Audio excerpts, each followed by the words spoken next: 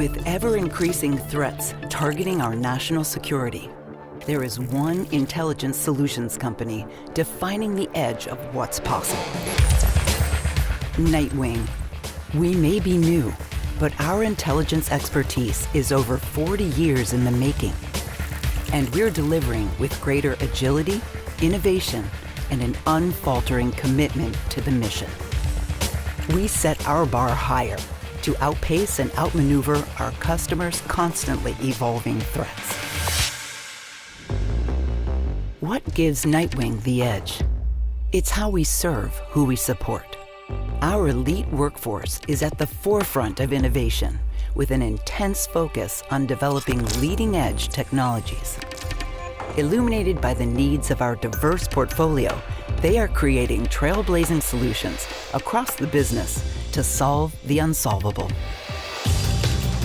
Our areas of expertise include special intelligence missions, data operations, systems integration, software modernization, and offensive cyber that informs defensive cyber solutions. Across Nightwing, we deliver cybersecurity and intelligence solutions spanning all domains globally.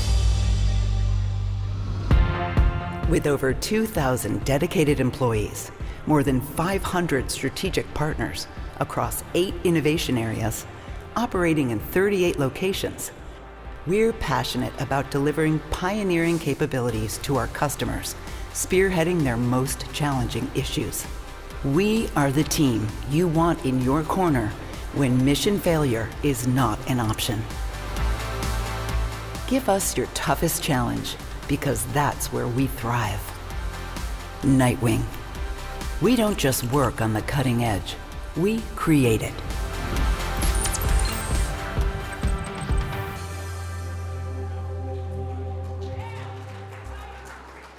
Ladies and gentlemen, please welcome to the stage Tom Richie, Vice President, Chief Growth Officer, Nightwing, to introduce our closing plenary. Good afternoon. It was a great video. It's the first time I've seen it, so I'm glad you got to share that with us. First of all, good afternoon, and I really want to thank FCA and INSA for putting together such a powerful summit. I know we've all enjoyed it. I've thoroughly enjoyed it, and so we're all very thankful, I'm sure. As the moderator said, I'm Tom Richie. I run growth for Nightwing, the intelligence solution company delivering the world's most advanced full-spectrum data operations, systems integration, and intelligence services for government agencies, businesses, and organizations on their most critical missions. Thank you for participating in the Intelligence and National Security Summit.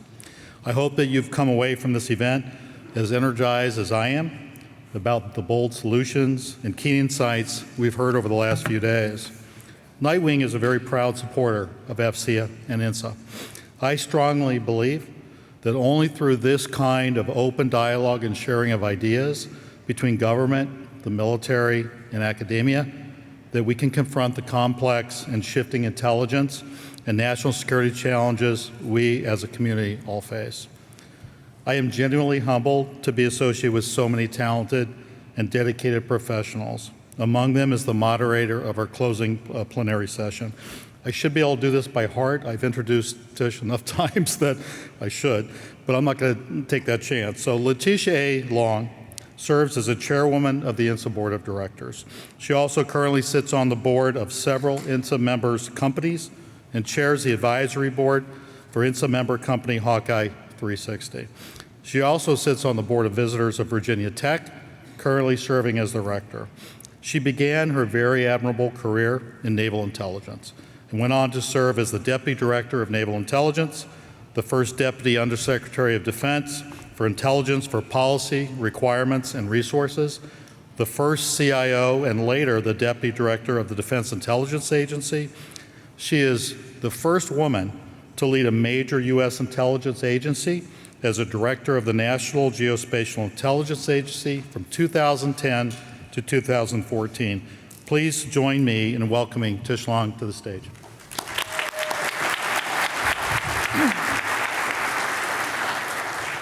Thank you, Tom, and go Hokies.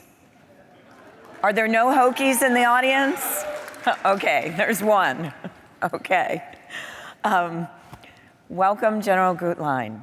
It is so wonderful to share a stage with you. I don't think I have had the honor of doing that previously, and it's also been a couple of years since we've seen each other. I think you've been a little busy for the last 2 years, just a bit. And so we're gonna hear all about that. One of your former bosses, Chris Scalise, was on this stage this morning, and he talked a little bit about the threat in space, which I tend to think is one of the main reasons that Space Force was established. And I always like to start the conversation with the threat because I think it pretty much sets the table, if you will. So, who else are we going to talk about but China and Russia, right off the bat? Given the rapid advancements by both China and Russia in space and counter space capabilities, what are the Space Force's top priorities for both maintaining and expanding U.S. tactical advantage in space? And you can choose the horizon, whether that's now, the next 2 to 3, or 5 to 10 years. So let me start with, I'm really, really glad you started with the threat. Because what I try to remind everybody when I go to talk is the threat is the why. It's why we're up here today. It's why we're having this conference. It's why we started the United States Space Force in 2019.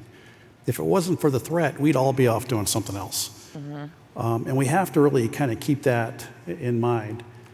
And what has become abundantly clear to us is that the adversary has been watching us for the past 20 plus years and the way we operate, and they've been studying the way our economy works, our way of life, and they have not only become very intent on denying our ability to use space, but they've become very capable at it as well.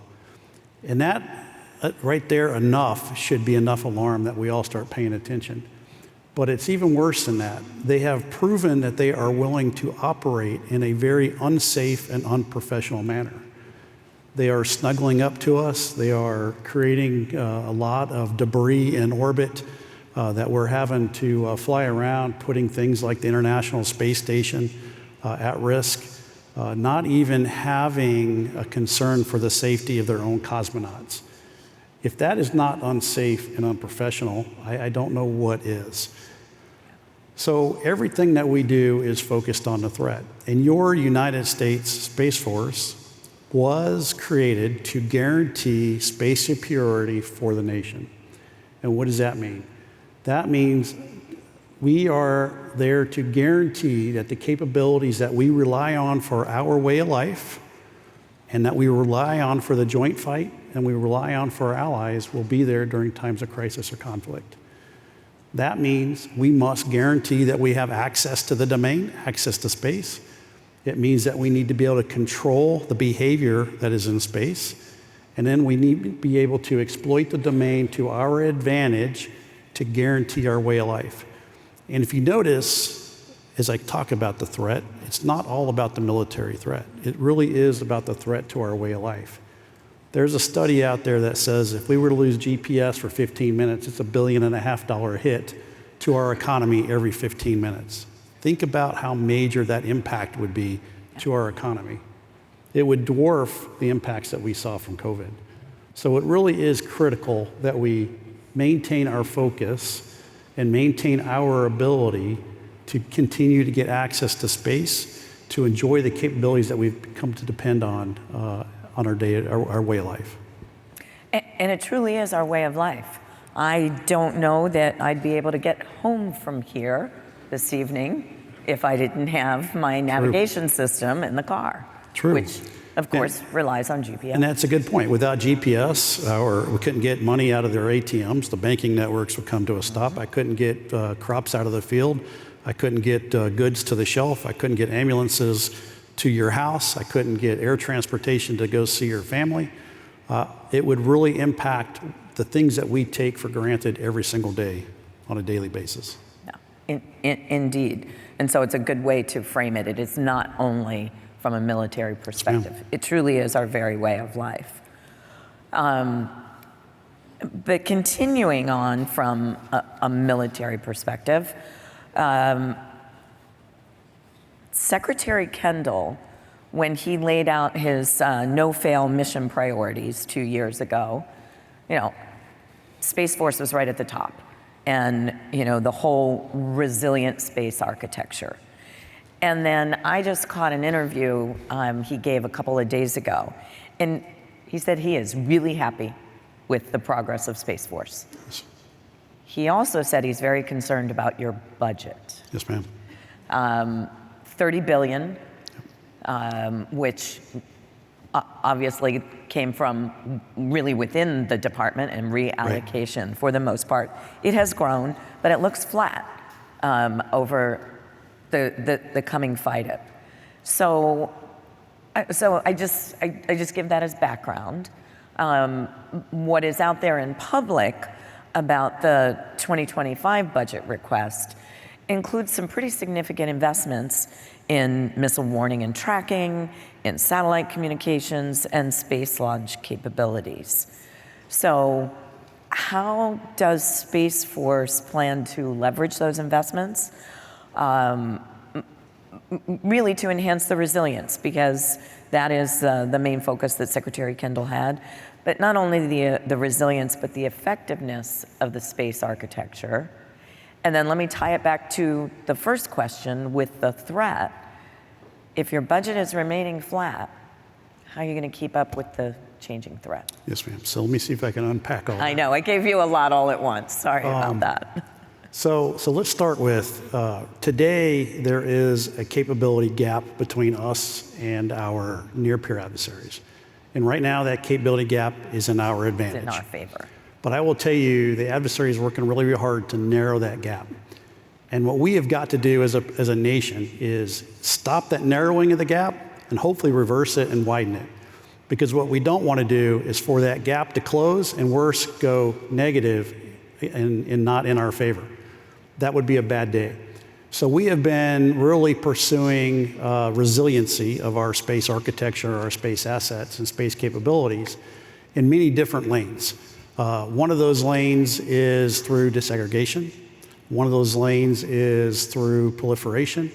One of those lanes is through disaggregation through partnerships, so partnerships with industry, partnerships with our allies. And the investments that you see in the budget today are really doubling down on that resiliency. So you mentioned missile warning, missile track as an example. Under missile warning, missile track, we took what used to be a very concentrated architecture that was a no-fail mission to guarantee that we were never surprised by a missile attack on the United States, but it was a very set of very exquisite systems and very costly, on the order of $1 billion plus a satellite. That creates a very small attack surface for our adversaries. So to get resiliency into that constellation, we started going through proliferation disaggregation. Proliferation means I'm now spreading out the orbitology across multiple different orbits so that they can't just take out one satellite, they have to take out a bunch of satellites. And then through proliferation, we're partnering with other entities to get just more assets on orbit. That is a significant investment for the United States Space Force today. It's almost 20% of our budget, just to guarantee that no-fail mission there. We are also doing similar for military SATCOM with the Space Development Agency and what Derek Tournier has been doing through proliferation in the low Earth orbit. By doing that, we can get global coverage, start building out mesh networks, and start making our constellations a lot more resilient. In addition to the architectures that you discussed there, we are also trying to get resiliency through partnerships. And that is something different for the United States Space Force. The Space Force that I grew up in when I was in the United States Air Force, first and foremost, I owned all of our own kit. We didn't rely on any kind of partners, both international or commercial. Space was classified. We didn't really talk about what we were doing. We didn't talk about how we were doing it. And that really kind of shut down our communication. Space was benign when I was growing up in the United States Air Force, meaning we didn't really build in the protection and defense capabilities into our satellites because we didn't think we had to defend them. They thought they were going to be on orbit. All of that has now changed. And what is clear to us as A, the smallest service, B, the smallest dollars, C, the greatest AOR, operating area. If you look up, we have the biggest area to operate in with the smallest force, smallest dollars. What that means is I can no longer go it alone. I can no longer solely rely on the kit that I own and operate. I now have to partner. And that is completely changing our culture. And that capability now has to integrate into a joint fight. So we are spending a lot of time under resiliency just trying to change our culture, build our partnerships, and become more proliferated and to minimize our attack surface because there's so many of us now partnering and integrated network together. Did you have my questions? Because that leads right into my next question. I don't know. He's becoming an intel guy. Because my next question is about how is the Space Force working with other branches of the military and the intelligence agencies to ensure that unified approach to space operations? You can't do it alone. And the other military services do have some space capabilities, not all of which was moved into Space Force. So how are you partnering? How are you working with them? I would How's say it going? better than at any time in my 33-year career. It is an amazing partnership that we have going on, not only between the United States Space Force and the other services, the United States Space Force and our combatant commands, the United States Space Force and industry partners, and then the United States Space and our allied partners. So let me kind of unpack some of that as we come down. We look at the joint forums that we have between the Space Force and our external partners. And one of those is a Space Enterprise Committee. We call it the Space XCOM. And that is really chaired between Dr. Scalise at the NRO and General Saltzman. We try to meet quarterly. We probably get it about every just five-ish months. We just had one where we actually sit down and talk about how we're going to collaborate together, how we're going to build kit together, how we're going to operate together. For example, Silent Barker, a space domain awareness program, built and operated by the NRO, tasked by the Space Force. We're talking about collaborating on a ground moving target indication set of satellites. We're talking about partnering on communication satellites.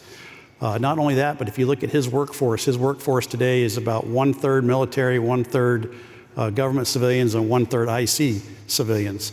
That 1/3 military is the majority of that is Space Force members that are providing the heavy lift for the NRO. So a huge partnership there. If you look at the partnership between the NRO, Space Force, and U.S. Space Command, we have the Joint Space Warfighting Forum. We also get together about once a quarter to talk about how we're going to operate together in space. What does that look like? How are we going to do joint protect and defend? So a great relationship there. On the acquisition side, they have the Program Integration Council, which is where the operators get together, the acquirers get together, the intel analysts get together, and we talk about anything and everything we need to get after protect and defend in space. That's going really, really well. So that's on the military side of our partnerships. And there's many more we could talk about. On the commercial side, we just released the commercial space strategy, where we are 100% committed to having partnerships. We have the Space Force front door run out of by Space Systems Command out in LA, where anybody in industry can come to the Space Force and do business. We will mentor them how to do business with us. We will help expose our problems to them so they can help us solve our problems. So a very open communication with our commercial partners. We're also looking at commercial augmented space reserve. How do I rely on our commercial partners during times of crisis or conflict? So that's going really well. On the allied side, we have the exact same things. We have the Combined Space Operations Office with our international partners. We just hired Air Vice Marshal Godfrey. He is now a British 3-star, UK 3-star on General Saltzman's staff. Yeah, he is a strategic advisor to General Saltzman. He wears the blue Space Force name tapes. He is one of our staff as a exchange officer. So that's hugely, hugely exciting. We are having the same kind of partnerships on the development of systems with our allies, where we're trying to do allied by design. So every capability that we design, we're trying to design the relationships and the interfaces in with our partnerships up front. We are collaborating on deep space radars in both Australia and UK. We are talking about optical sensors down in Chile. We're doing SATCOM satellites with Luxembourg. It really is a huge partnership. And the one that I'm most excited about brings our allies and our commercial partners together in the Joint Space Operations Cell, Joint Commercial Operations Cell, the JCO. We have an operational floor at Schriever Space Force Base. It has both our commercial, our government, and our allies on the operational floor sharing unclassified data from our commercial partners. But then we have an operational floor in the UK and an operational floor in New Zealand, and they're doing follow the sun mode of that operational center. And we have 15 different countries operating on our operational floor sharing data left and right. And then we have a common data lake that all that data is going into that all of our international partners can share from. So I think the partnerships that we have today in space are some of the best of breed across the federal government and the best I've ever seen in my career. So I must tell you, General, this is so exciting for me to hear. I am, hard to believe, almost 10 years retired, and that was a dream. I mean, we were looking at doing and made some progress, you know, certainly in bringing our allies in. But if I can just pull the string on that a little bit, okay. Are you able to share what you need to support combined operations? Are there still policy barriers? And, you know, do you have the ability to make those changes if there are? There are still significant challenges, policy challenges, as well as security classification challenges. We are committed to reducing the classification of our data to allow greater sharing of that data. And that's happening every single day. For example, I talked about the data lake. So it's called the Allied Exchange Model. Right now, we take all of our unclassified space domain awareness data, and we put it in this data lake, and we share it with all of our international partners. And then they take their unclassified data, put it in this data lake, and share it with our international partners. Obviously, we want to get to greater than unclassified data. The good news is everything that we're doing for the unclassified data is directly transposable to the way we do it at the higher classification levels. And we're really working on that. Secretary Calvelli has taken it upon himself to take all of the space systems and reduce the classification down to a level where we can start talking to our international partners across the board. So things that we don't even talk to ourselves about right now, within the near future, we'll be able to talk to our international partners. There is still... And hopefully we'll do that amongst ourselves, too. Oh, absolutely. Absolutely. The other thing, from an international policy perspective, if you followed Secretary Plum, he was working really, really hard to break down those barriers and stovepipes and open up the communication. That has gone really, really well. But where we are still struggling is the allies want to know what kit they should go build that would help us the most as allies together. There are many instances where we just can't tell them that answer. So we are working on, in collaboration with OSD, on an allied space strategy that will partner with the commercial space strategy that will really get after these relationships down to the operational level of how we're really going to integrate all this stuff. And then going over jointly, working the statutes that we need help with to try to open up some of that aperture. That's terrific, and I'm sure a lot of your industry partners are interested to learn more about that. You know, and by the way, and I don't mean to interrupt you, because you just hit on a really good thing. Our industry partners are excited by this, but we should all be excited by it, because if you look at what's driving our U.S. economy right now, space is a huge component of it. Yeah. There is such an explosion of innovation coming out of industry right now, both within the U.S. and across the globe, that is really going to be a big boon to our entire global economy as we continue to push this forward. Yeah, absolutely. Can I just ask you maybe about a concrete example? Vice Admiral Wentworth was on the stage this morning, part of the... I just saw him 30 minutes ago. Oh, great. And he mentioned a partnership with Space Force on the Joint Mission Management Center. Yep, JMCC. Yeah, so how's that going from your perspective? It's going really well. It's still in its infancy, and that's actually the meeting that I just came from, which is why I was almost late coming here. Okay. We actually had the joint staff, OUSD INS was in the room. Dr. Scalise from the NRO was in the room. We had General Saltzman, the Secretary of the Air Force, actually chaired the meeting to discuss exactly that. How are we going to share data in the future? How do we collaborate on things like automatic target recognition with the IC and with General or Admiral Whitworth? And then how do we take that data and get it down to the tactical edge, whether that be an airborne platform, ship-based, or into Titan for the Army? But then more importantly, how do we make it actionable intelligence where the battlefield commander can actually respond to whatever they're seeing? The JMCC, the Joint Mission Control Center, right? JMCC. Whatever you said. JMMC, Joint JMMC. Mission Management Center. That center is going to be where we bring together the operational side as well as the intelligence side to do the joint tasking and collection and dissemination of the data. We are sending 7 Guardians there this summer to work side by side with Admiral Whitworth's team to understand how we jointly do this.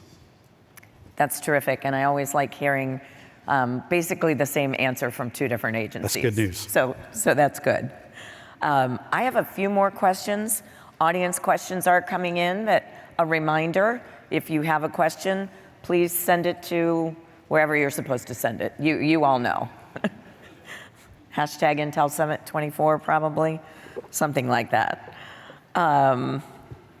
So we were talking partnerships, and I have one more question on partnerships.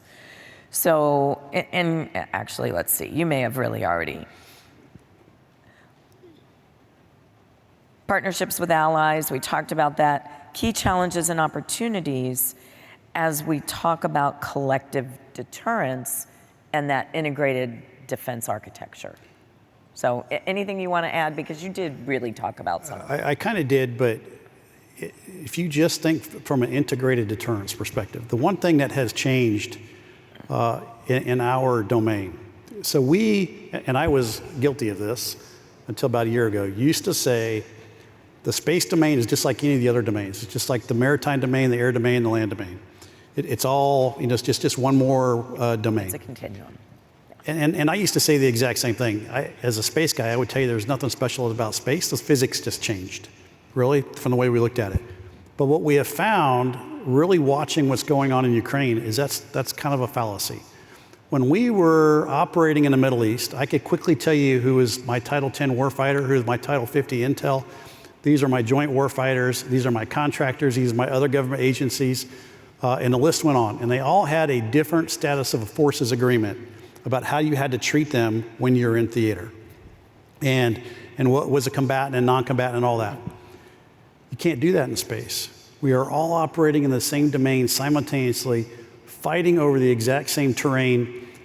And what happened during Ukraine was the Russian Federation came out and said, you're all a threat. You're all a target. Well, if we're all a threat and all a target, and we're all integrated network together, we better start operating together. And that's really what started driving us down this partnership conversation. Mm-hmm. Because as you start to partner, your attack surface becomes much, much greater. Your resiliency goes way up because you now have a lot more redundancy than you've ever had and a lot more excess capacity than you ever had. So it's really critical from a partnership perspective that we are having open dialogue, critical conversations about how I integrate and network all this capability together. But then how do I share data on how to do protect and defend? So under the commercial space strategy, one of the things that we are now doing is sharing the threat data with our commercial partners. This is how we think you are susceptible to the threat. This is how we think the threat's going to manifest itself. This is how we think you can protect and defend yourself against that threat.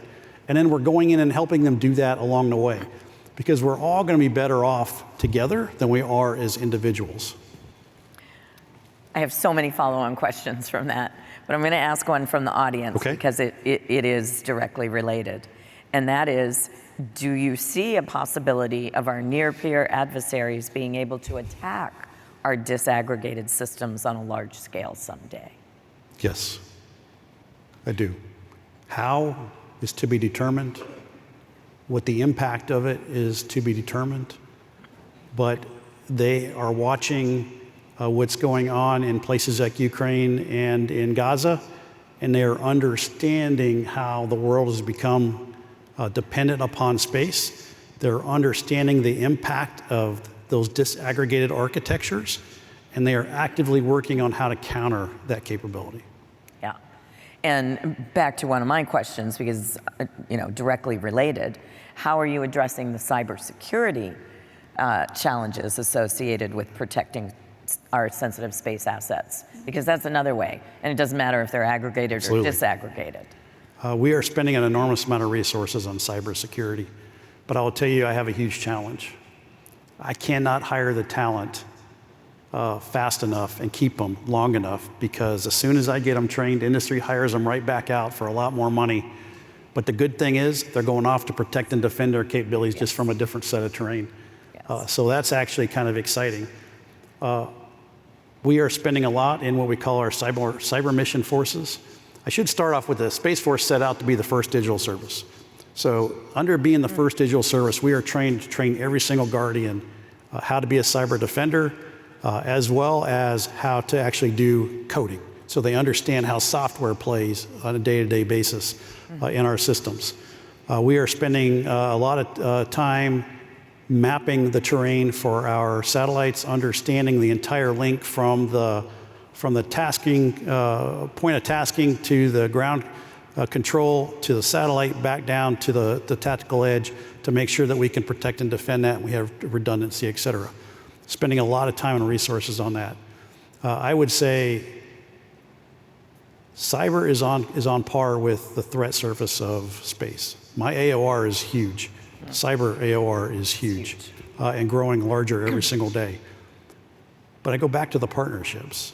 Our commercial partners are bringing an enormous amount of tools and capability to the table that's growing exponentially every single year, and a lot of it fueled by artificial intelligence. So I really have a lot of hope from the cyber perspective that with the innovation coming out of our commercial side is really going to come to the rescue going forward. It has to. I mean, that's the only way we're going to be successful. So another audience question, and you just mentioned ground. So you earlier talked about a unified approach to space operations. How does this relate to the ground system architecture, and how will organizations work and plan together for ground systems resiliency? So if you look at, that's a really complicated question. If you look at it from a partnership perspective, what we're doing with the NRO, we're actually talking about common ground stations in the cloud, actual virtual ground stations in the cloud that we can operate across multiple ground stations and partner, so I only build it once. If you follow Secretary Calvelli's tenets, he's all about building smaller incremental pieces of the ground system and slowly incrementally upgrading. So the approach that we are now taking goes back to your previous question about cyber, is can I bring in our Guardians? I can train them to be coders on what we call super coders. I can train them to sit side by side with our commercial partners and spin out incremental apps rather than trying to go to one gigantic, very expensive ground system that takes me 10 years. Instead, we spiral into smaller increments. But as we're spiraling into smaller increments, we are also disaggregating our ground systems across our commercial partners and our allied partners so that we get more disaggregation that way as well and get more resiliency that way. So I think the way you saw us approach ground systems even 5 years ago about having one large monolithic ground system to control everything, we've now stepped away from that. And we're going back to smaller incremental, disaggregated across multiple partners ground systems. Which, I mean, makes complete sense, especially when you're talking about resiliency, redundancy. Right. You can spin a new one up quickly. You don't have the physical security challenges. Right. Now, you're broadening your cyber attack surface, potentially, but yeah, I think that's exactly the right way to go. Easy for me to say, sitting on this side. So let's change direction a little bit. As you prepare for new missions like cislunar operations and on-orbit refueling, what are the key challenges and opportunities you foresee in developing the necessary operational concepts and technologies, and how is Space Futures Command positioning itself to address these challenges? So again, I got multiple questions in there. It's really good. So let me start with where you opened up at $30 billion. That may sound like a lot, but that's a drop in the bucket. That's about 3.5% of the DoD budget. That's an enormous amount of heavy lift the nation's getting for 3.5% of the DoD budget. But that 3.5% is also preventing me from getting after some of the additional mission areas that we think we need to get after, and cislunar being one of those. Yeah. We really need to expand our presence and our situational awareness into cislunar going forward. So that's one of the things that we are starting to talk about. But the only thing slowing us down is the fact that the resource constraint. And that goes back to a lot of what Secretary Kendall's been talking about, is the DoD budget, or the Space Force budget, is woefully short from being able to meet the expectations that the nation has put upon the Space Force. And we really got to change that. The conversation's happening in the 25 budget on the Hill. We'll see how kind of all that kind of lays down, but resources are tight across the entire federal government, and we'll see where we end up going with that. But you asked also about Space Futures Command. So Secretary Kendall, when we first started talking, talked about a pivot, and we didn't really go into that. Secretary Kendall did two things as a Secretary of Air Force. First, he made a pivot called Great Power Competition, where he pivoted the entire Department of the Air Force's focus from the Middle East fight to a near-peer fight, all at once. He didn't do it incrementally. He took the entire department, from the way we were organized, the way we were funded, the way we trained, the way we fought in the Middle East, to changing now the way we need to operate under Great Power Competition. And it really is a completely different. We changed our organizational structure, we changed our processes, we changed the way we resource, we changed everything, the way we train our officers and our enlisted. All of that changed. One of the things we did in the Space Force to get after the future threat was stand up Space Futures Command. Space Futures Command, their number one objective is going to be thinking 2 to 3 fight-ups out. So think 2 to 3 budget cycles out. What do we need to be investing in from a technology perspective? What are the next operational concepts are going to be? Taking that technology and those operational concepts into war games and exercises to understand how they play. And then if they play really well, then going off and doing the force design to lead into the budget. What we are hoping comes out of Space Futures Command is what we call the objective architecture. That's the architecture that we want tomorrow to look like. And what that does for you is it defines your risk. Because the difference between your objective architecture and your fielded architecture is the risk that you're accepting today. Right. And the difference between your objective architecture and the architecture that you have funded is the risk that you're accepting in your current budget. Mm-hmm. So that really now starts to define where can we go as a Space Force and where do we need to go as a Space Force, which starts to get after those additional missions that you were talking about, like cislunar. And talking about it from a risk perspective, I think puts it into terminology that everybody can understand. Yeah. And I mean, that's what our nation needs to understand. That's what Congress and your overseers need to understand, the risk that's being taken by not fully funding the needs to fulfill the requirements that you have. Yes, ma'am. And we never fulfill all the requirements, but at least closing that gap a little bit. Absolutely. Would help me sleep better at night. I have some audience questions. Okay. And always looking for more audience questions. So here's one on space intelligence. Okay.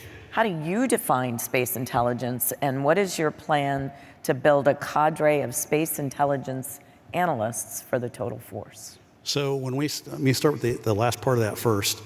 When we stood up the Space Force, what we knew is we were going to be small, we were going to be lean, we were going to be flat.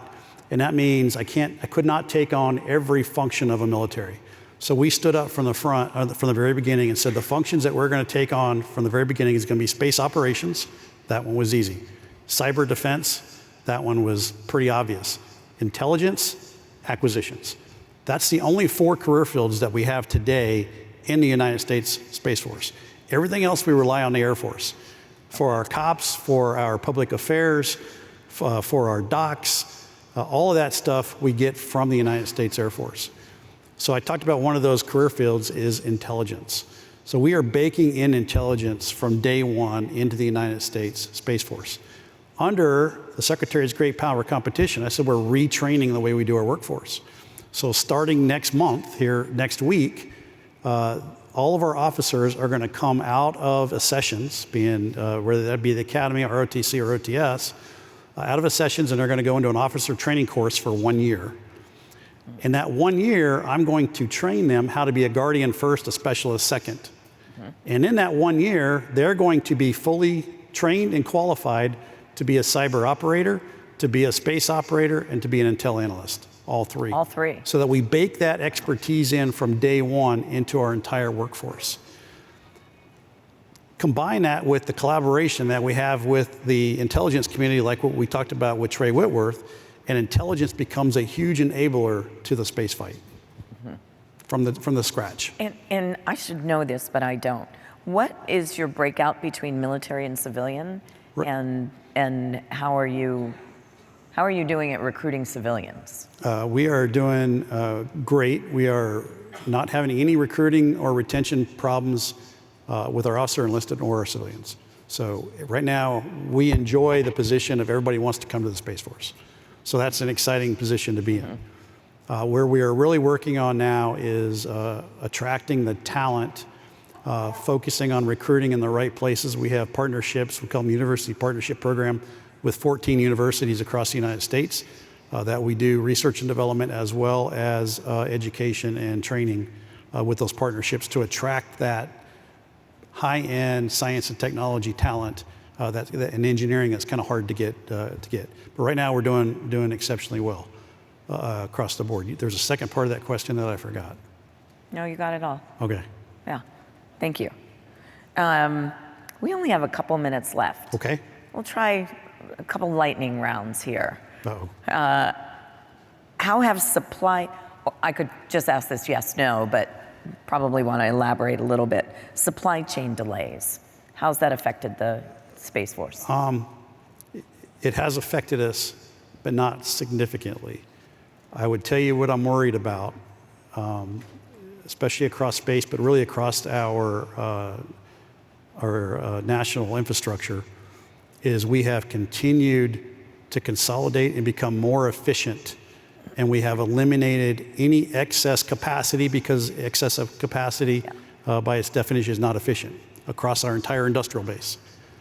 What that means is we've become very dependent on certain niches within the industrial base, especially within space, because the space is exploding so fast. It's growing so fast that we're really starting to identify where our critical points are. We are starting to have some really critical conversations about where do I need to grow the industrial base? Where do I need to have excess capacity? Where do I need to start training the labor market to make sure that as the economy continues to expand in space, innovation continues to come out of our industry partners in space, that we have the room for it to grow? So, great answer, and I'm sure industry partners appreciated that. Here's, I think, a great closer. How does the emerging U.S. commercial space tourism industry impact the Space Force's protect and defend mission? And actually, I talked to an individual who is here today with an emerging company, in this very arena, and protect and defend those who are, or protect those who are, going to space for space tourism. So let me start with space tourism has sparked the curiosity of a new generation. Yeah. We stopped, when I grew up, everybody wanted to be an astronaut. And you kind of looked to the stars with awe and all that. And then we kind of lost it for a while. And we went through the computer age, but it's coming back. Kids are excited to go to space, and space tourism is getting them excited. It's showing them what's within the possible. They're talking about going beyond the moon, going beyond Mars, and they're really, they're going to school or studying. They're asking the great questions. So I'm really happy where space tourism is headed in that realm. You have a United States military that is here to protect and defend human life. That is what we're here for. One of our missions under U.S. Space Command is to protect and defend the men and women on the International Space Station. That mission will expand as we continue to expand our presence in space. We are starting to, it's not proliferated yet, so we haven't had to spend a lot of energy, building the mechanisms, but General Whiting does spend time thinking about what's he going to do if there's a crisis in space with one of these space tourisms. It will be the United States military that comes to their rescue. It's like the Coast Guard and commercial craft. Yes, Yeah, so obviously directly applicable. General Guetlein, thank you so much for being here. I couldn't think of a better closer for our conference, and I'm glad you're in the seat. You've got the perfect background for the job. Thank you. Great to see you, and thank you so much. And thank you all for being here. Thank you.